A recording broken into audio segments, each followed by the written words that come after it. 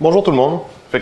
Comme Julien vient de dire, je vais vous parler de nombres ordinaux, mais avant de vous parler de nombres ordinaux, je vais vous parler d'ordre parce que le but des nombres ordinaux, c'est un peu de classifier une certaine famille d'ensembles ordonnés. Et donc, je vais commencer en parlant d'ordre partiel.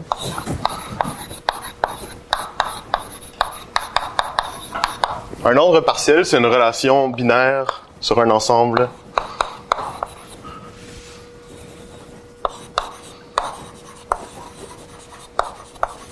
E qui respecte trois propriétés. La première propriété, c'est on a que pour tout A, B, C dans E, on a les trois propriétés. A va toujours être en relation avec A. La deuxième propriété, c'est que si on a que A est en relation avec B et on a que B est en relation avec A, alors nécessairement on a que les deux sont le même élément. Et notre troisième propriété, c'est la propriété de transitivité que vous connaissez bien, c'est que si A est en relation avec B et que B est en relation avec C, alors A est en relation avec C. Ensuite, il y a l'ordre strict qui est très similaire, sauf que c'est le strictement plus petit. C'est une relation binaire sur un ensemble E.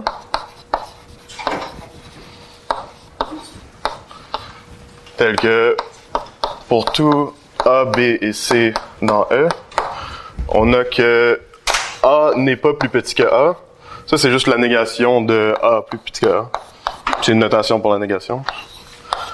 2, on a que A plus petit que B implique que B n'est pas plus petit que A. C'est-à-dire qu'on a juste une de ces deux conditions-là qui peut tenir. On peut pas avoir qu'un nombre est plus petit qu'un autre et que l'autre nombre est aussi plus petit que ce nombre-là. Et notre troisième, c'est encore la transitivité. Si A est plus petit que B et que B est plus petit que C, alors on a que A est plus petit que C. On dit qu'un nombre est total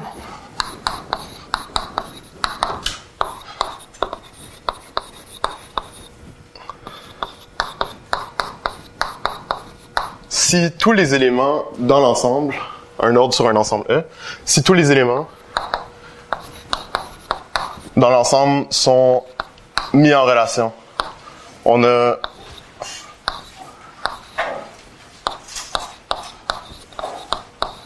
ou on peut avoir les deux si c'est le même élément. Donc ça, c'est un ordre total. Et maintenant, le bon ordre, que vous vous rappelez sûrement de votre cours de maths discrète et ou d'analyse 1, c'est que tout sous-ensemble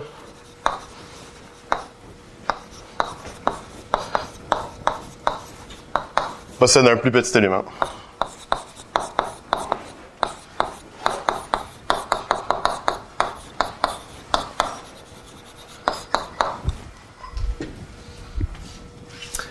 Et finalement, je vais vous parler de type d'ordre parce que c'est là qu'on s'intéresse finalement. Les ordinaux vont venir pour nous aider à classifier tous les différents types d'ordre. Et donc, un type d'ordre, on dit que deux ensembles E et F ont le même type d'ordre, en anglais order type, si il existe un isomorphisme d'ordre entre les deux.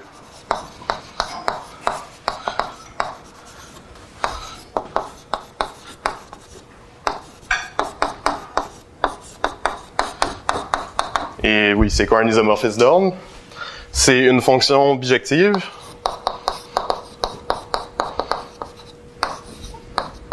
allant d'un ensemble dans l'autre qui va préserver l'ordre finalement.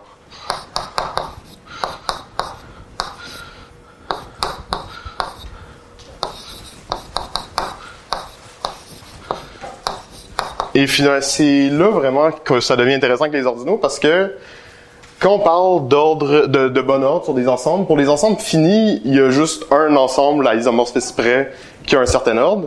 Mais quand tu rentres dans les ensembles infinis, la cardinalité, c'est plus assez pour décrire le type d'ordre de l'ensemble. Tu as des ensembles avec la même cardinalité qui vont avoir des différents types d'ordre. Et c'est là que les ordinaux deviennent très intéressants. Et un théorème que je vais pas prouver, mais qui est un des plus grands théorèmes sur les ordinaux, si on veut, c'est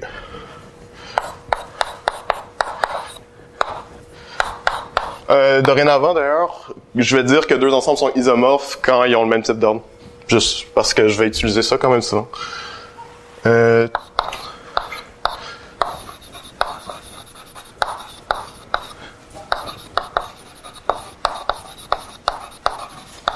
Tous les ensembles bien ordonnés sont isomorphes à un certain ordinal.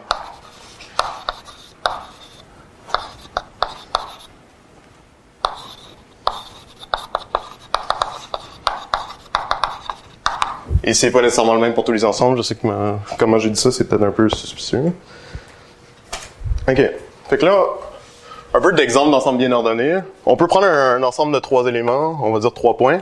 Puis l'ordre, on fait juste faire de gauche à droite. Fait que ça, c'est plus petit que ça, qui est plus petit que ça.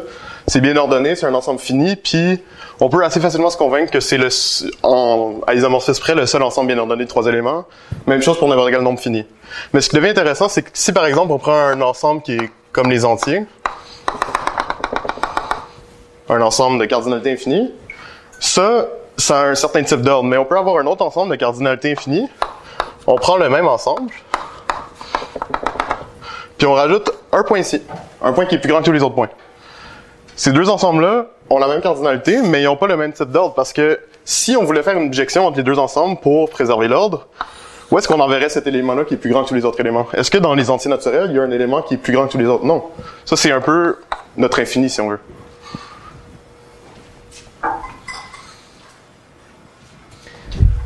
On peut même s'amuser un peu plus, puis prendre 2 copies des entiers. Et encore avoir un différent type d'ordre. On prend ça. Puis on peut même en mettre un autre par-dessus. Puis là, on a 2 copies des entiers avec un infini par-dessus.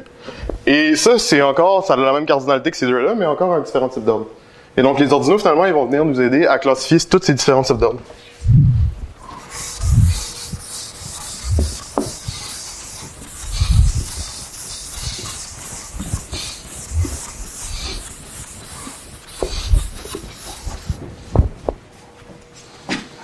Là, je vais vous présenter les ordinaux de von Neumann. Juste dans ma description, je sais que j'ai parlé de Cantor. Cantor, c'est le premier à avoir travaillé avec les ordinaux de ce qu'on sait, mais la présentation de von Neumann des ordinaux est élégante, selon moi. Et donc, von Neumann, ce qu'il fait, c'est qu'il part avec l'ensemble vide. Et ça, on peut l'imaginer comme étant 0, mais encore là, on parle pas vraiment de cardinalité de l'ensemble, on parle de l'ordinal associé, si on veut, du type d'ordre associé. Ensuite, pour notre prochain, qu'on peut imaginer comme étant 1, on prend juste l'ensemble qui contient l'ensemble vide. Notre 2, si on veut, on prend l'ensemble qui contient l'ensemble vide et l'ensemble qui contient l'ensemble vide. Et là, j'imagine que vous voyez venir. Notre 3, c'est l'ensemble qui va contenir l'ensemble vide, l'ensemble qui contient l'ensemble vide et notre ensemble qu'on a plus haut. J'ai pas oublié de bracket. Non. Okay. Puis, si on veut, 4, ça veut juste être 0, 1, 2, 3. Par simplicité de notation. Et ici, on va munir chaque ensemble de la relation d'ordre. X est plus petit que Y, si et seulement si X est un élément de Y. Et on peut même dire X est un sous-ensemble de Y par la définition des ordinaux que je vais apporter, je pense maintenant, oui, maintenant. Une définition formelle de c'est quoi un ordinal. Ça, c'est la définition que von Neumann utilisait. Il y a plusieurs définitions.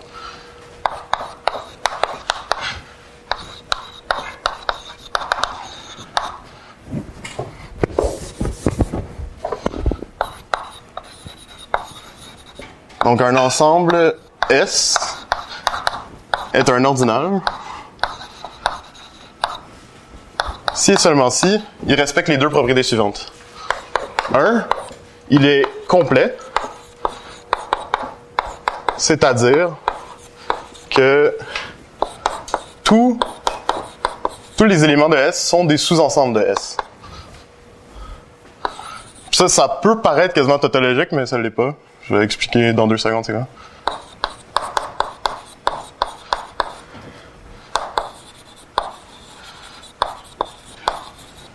Si on revient aux ordinaux qu'on a construits d'ordo, par exemple, si on prend 2, l'ensemble vide est un élément, mais c'est aussi un sous-ensemble. L'ensemble vide est toujours un sous-ensemble. De même, cet ensemble-ci, c'est un élément, mais c'est aussi un sous-ensemble, nettement, le sous-ensemble qui contient l'ensemble vide. Et notre deuxième condition, c'est que on a... désolé.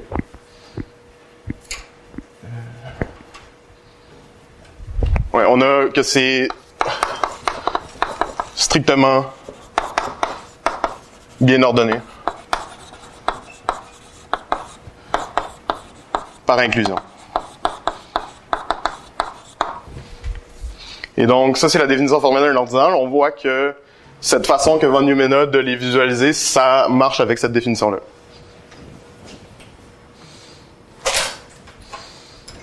Maintenant, je vais vous parler de 2 fonctions qui sont quand même très intéressantes. Je vais faire ça ici.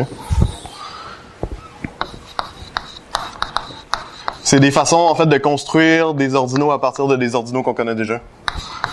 C'est les fonctions successeur et suprémum. Oui, le suprémum dans les ordinaux, c'est une fonction, c'est plus une action.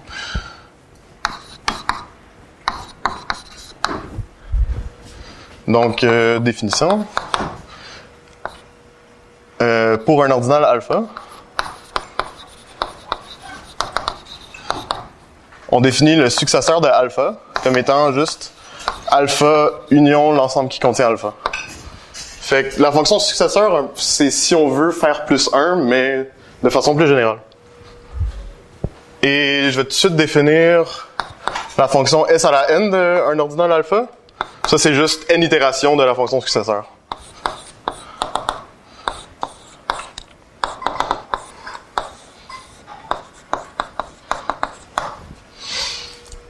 Et une autre définition, c'est pour encore alpha un ordinal. On définit...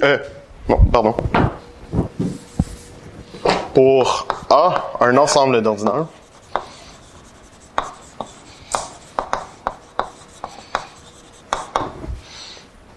D'ordinaux. On définit le suprémum de l'ensemble A comme étant l'union sur tous les ordinaux dans l'ensemble A. Et je vais pas faire les preuves aujourd'hui, mais le successeur d'un ordinal est un ordinaire et le suprémum d'un ensemble d'ordinaux est aussi un ordinaire. Il y a des questions dans la salle. Ah, désolé. Oui, Serge? Oui, je me demandais juste, c'est quand tu as défini successeur, c'est alpha d'union avec l'ensemble qui contient alpha. C'était pas, ça pourrait être soit genre l'ensemble vide ou c'est moi qui...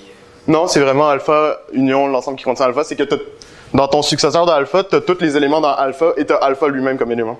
OK. Est-ce qu'il y a d'autres questions?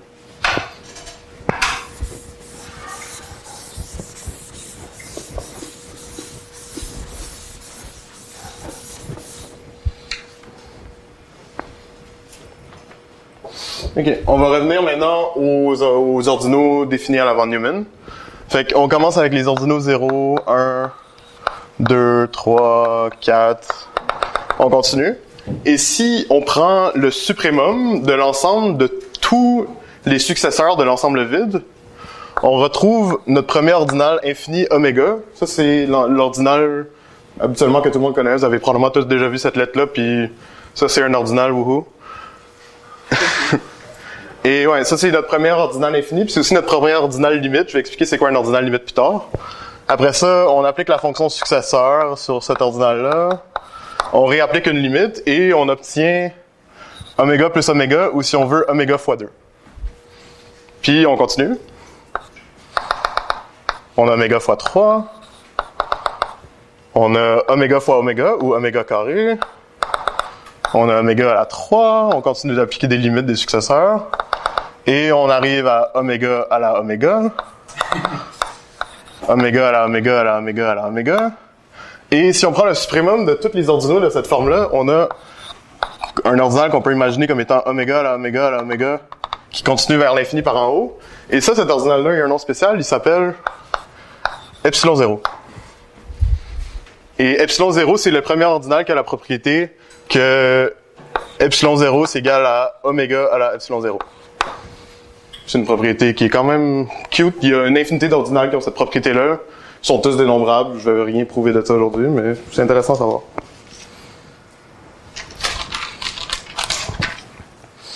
OK. On peut continuer après ça si on veut, en fait. Fait qu'après epsilon 0, on va avoir plein d'autres ordinaux. On va avoir... on va continuer. Epsilon 1, on continue, blablabla. Epsilon oméga, oui, ça se rend jusqu'à epsilon oméga, Moi, j'ai trouvé ça amusant. Puis, éventuellement, on arrive à un ordinal qui s'appelle oméga 1, qui est le premier ordinal indénombrable, puis c'est là que je vais arrêter, parce que... Comment? On peut continuer pendant longtemps, là, tu sais. Infini plus 1. Comme on peut passer le reste du temps, si on veut, ici. OK. Littéralement. Ah, c'est vrai. Je peux le prouver. Donc, ouais. Là, je vais parler d'ordinaux successeurs et d'ordinaux limites.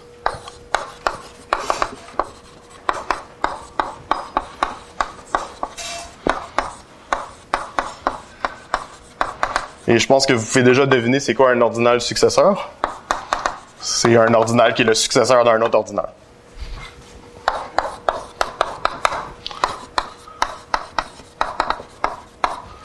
Donc, un ordinal alpha est un ordinal successeur.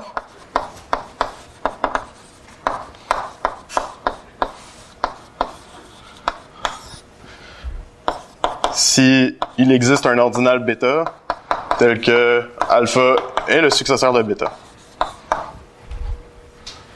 Et un ordinal alpha est un ordinal limite.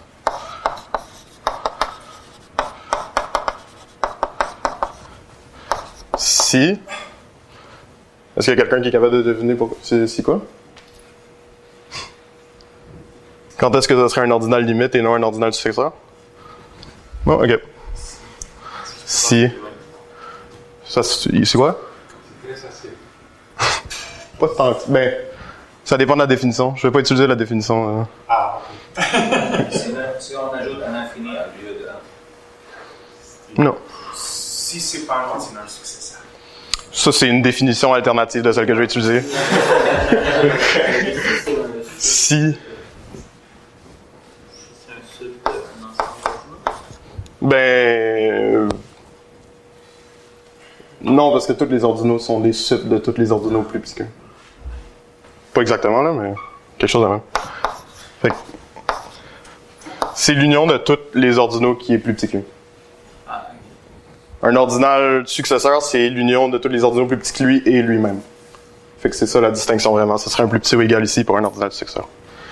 Et comme Youssef a si bien dit, on arrive à un théorème.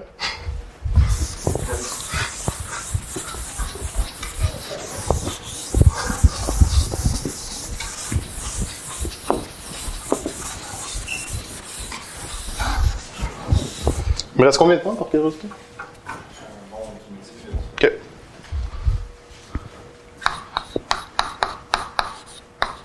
Théorème.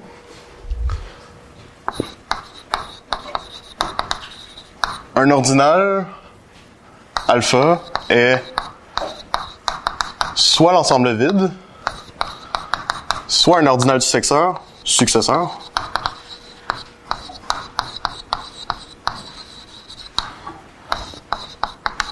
soit un ordinal limite.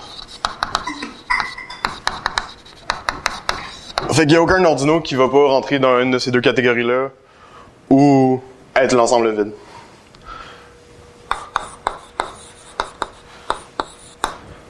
Fait qu'on va prendre un ordinal alpha qui est ni un successeur, ni l'ensemble vide.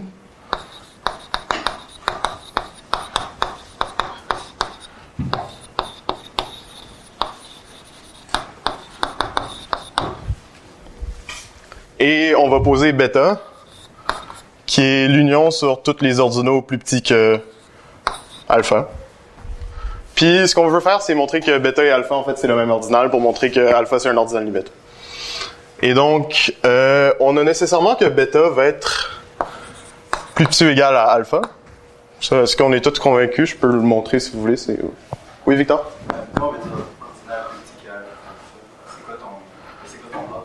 L'ordre, c'est un ordinal est plus petit qu'un ordre s'il est élément de l'autre.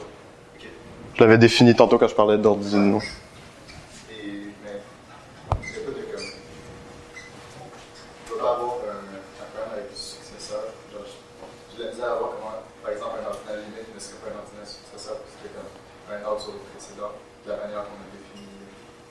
Par exemple, oméga, qu'on a pris comme étant le suprémum de tous les successeurs de 0. Oméga, il n'y a pas un prédécesseur, il n'y a pas un nombre tel que c'est le plus 1. L'infini, si on veut, c'est pas un nombre naturel plus 1. De façon à hanwaver un peu. Peux-tu définir oméga moins 1? C'est successeur d'oméga En moins 1. analyse surréelle, oui. Ben, je te laisse aller lire là-dessus si tu veux. Fabrice, c'est pas OK. Fait que bêta est nécessairement plus petit ou égal à alpha.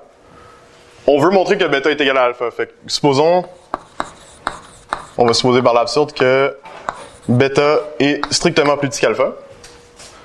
Et un théorème que je peux prouver plus tard si vous voulez, je pense que vous êtes convaincus sans preuve, mais bon, c'est que je vais faire une petite astérisque ici, on va dire.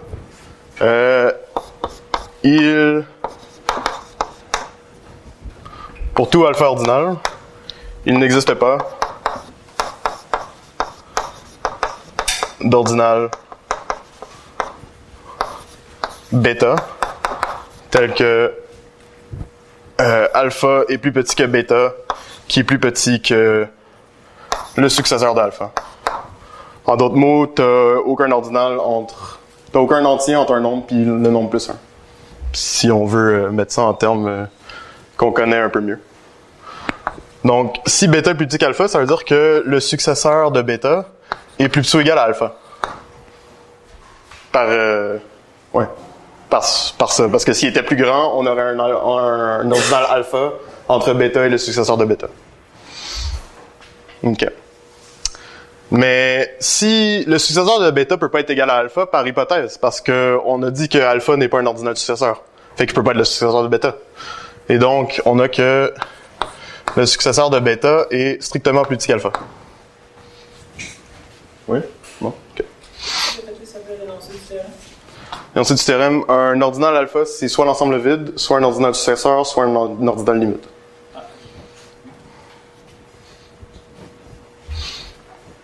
OK. Fait qu'on a que le successeur de bêta est strictement plus petit qu'alpha. Mais ça veut dire que le successeur de bêta est dans cette union-là. Mais ça veut dire aussi bêta est plus grand ou égal à tous les éléments dans cette union-là. Fait qu'on doit avoir que le successeur de bêta est plus petit ou égal à bêta.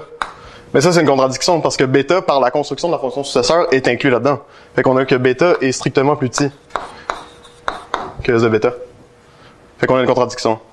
Et donc, ça vient contredire notre hypothèse que bêta est plus petit qu'alpha, et donc on a bêta égale alpha.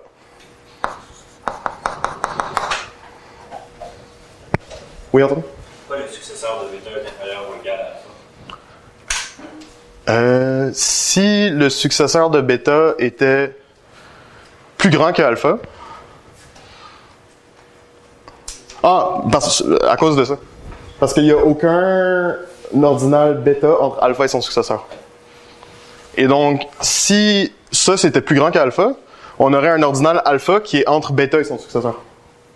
On aurait bêta plus petit que alpha, plus petit que S de bêta. C'est bon? Okay. Ça, cette clé-là, c'est... Je peux le prouver si tu veux. C'est une preuve par contradiction en quelques lignes. C'est bon. Pas nécessaire. C'est bon?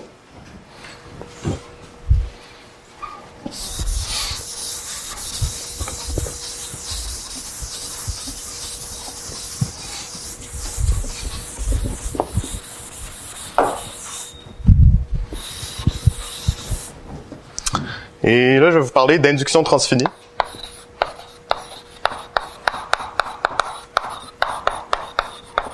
Qui est une des plus grandes utilités des nombres ordinaux, si on veut. C'est que on prend une proposition qui s'applique sur tous les ordinaux.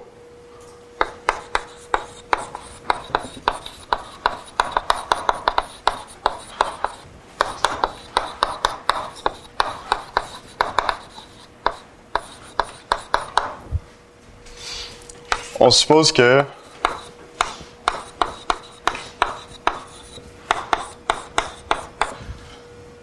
sa proposition est vraie sur l'ensemble vide. Et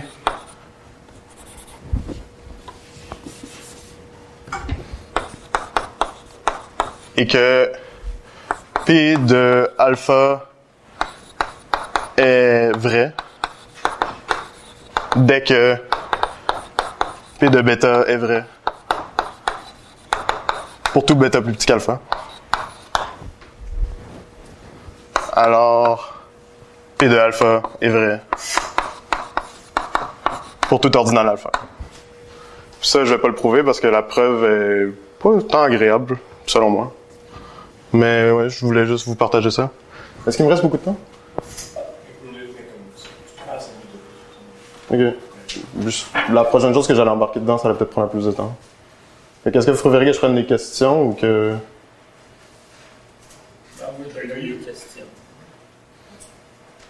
T'aurais des questions? Ouais. Ok. Je suis au-dessus des questions.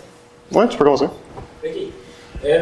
T'as commencé à faire genre énumérer les ordinaux, puis là, je me suis demandé,